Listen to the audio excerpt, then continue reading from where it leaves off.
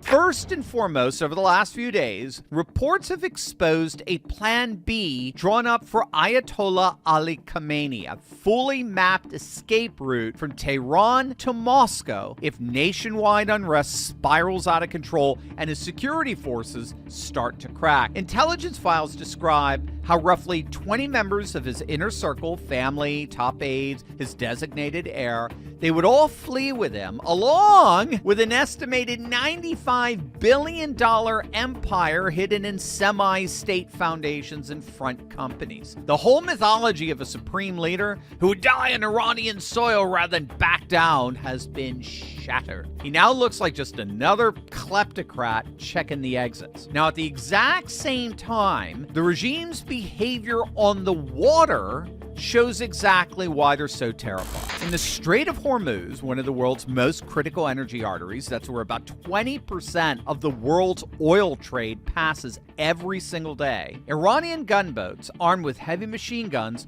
swarmed a U.S.-linked tanker, ordering it over radio to cut its engines and prepare to be boarded. The ship's captain ignored them, pushing the throttles forward, and a nearby American warship moved in to escort the vessel to safety. All 6 Iranian boats reportedly backed off the minute a U.S. destroyer appeared in the lane.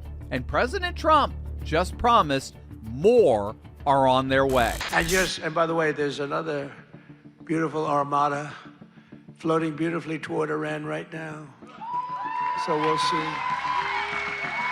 I hope they make a deal. I hope they make a deal. They should have made a deal the first time they'd have a country. Now, that American armada is quite formidable. It includes the nuclear-powered aircraft carrier USS Abraham Lincoln, carrying over 65 aircraft and a crew of nearly 6,000 personnel, accompanied by guided missile destroyers, cruisers, submarines armed with Tomahawk missiles, support ships.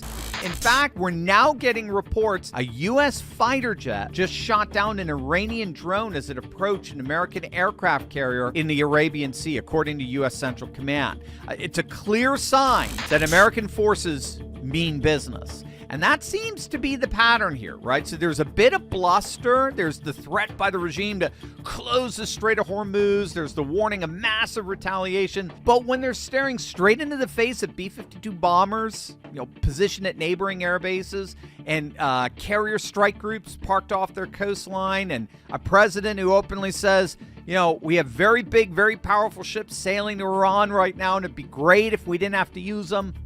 The tone suddenly shifts. Suddenly, their live fire drills get scaled back. Their threats go from, we'll sink your ships, to, well, we only respond defensively. And behind the scenes, their top officials, Iranian top officials, are whispering about frameworks for negotiations. That's exactly reports that are coming out of Tehran. Iranian President Masoud Pezeshkian announced just today that he has instructed his foreign minister to pursue what he's calling, quote, fair and equitable negotiations with the United States, which marks the first clear blink from Tehran internationally. It's their first indication that they're willing to engage in dialogue and diplomacy in the midst of this massive internal unrest that's going on with all the protests. So this is key to Trump's strategy here. This is what you have to get.